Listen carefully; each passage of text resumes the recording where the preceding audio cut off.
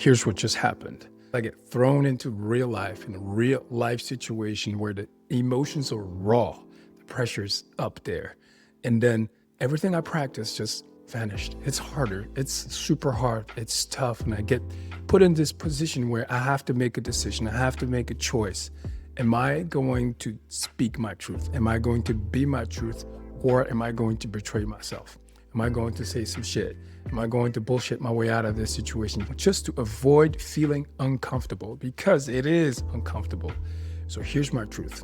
I'm trying to better myself. So the exercise that I'm doing right now is I'm practicing how to be truth, how to speak my truth, even under pressure. And I'll tell you this, I still need a lot of practice because it's hard. I'm not gonna lie, I'm not gonna beat around the bush. It's hard. It's super, super hard. That's the truth here. I've had this in multiple moments where I am facing someone, I am facing a group of people, I am in this situation, this moment where I have a perspective, I have an opinion, and I have my truth, and I want to be my truth. But then the pressure is there. The pressure is there because it's not always easy to come out there and say, hey, I'm different.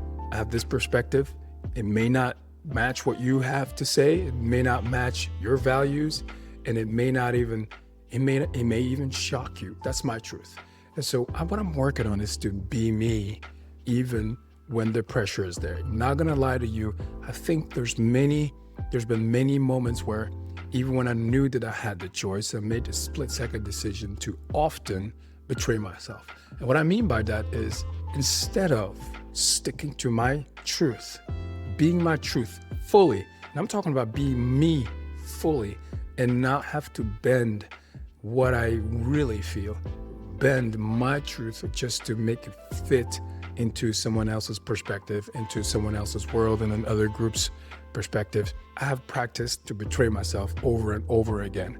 When I was in high pressure moments, I would not always be 100% me because of the pressure, because I was afraid of what someone else might think. Because if I was my true self, or if I was telling my truth or being my truth, that it may shock this person or this group of people. And I've been practicing to be my truth and speak my truth, even under pressure now for over a week now. And I want you to try this with me. Do this with me. So let's just think about the last time you were in a situation where you knew you had a choice to make. You had a decision to make. It was either say something, do something that is going to make sure, secure that you will be accepted by this person or by this group, or be 100% you and be your truth with the risk of maybe being rejected.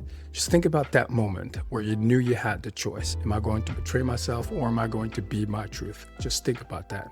Noticing is the practice. It's the beginning of the practice. So just think about that for the next 5 seconds. Just notice. Let's move on. So I'm going to continue to practice this, and probably I'm going to have to practice this for the rest of my life because, quite frankly, it is often the case that we want to fit in. We want to be accepted. We want to be liked. We want all of the above. And because of that, sometimes we have our own truth. Sometimes I have my truth, and I sometimes would put it aside just to make sure I can survive that moment. But I'm going to continue to practice this because I want to better myself. I want to do better, and I want to be my truth. And that's what we do here in the Empowered Living Club. We face life with truth and courage. We figure out how to win the hardest inner battles, and then we share the exact tools so you can win yours.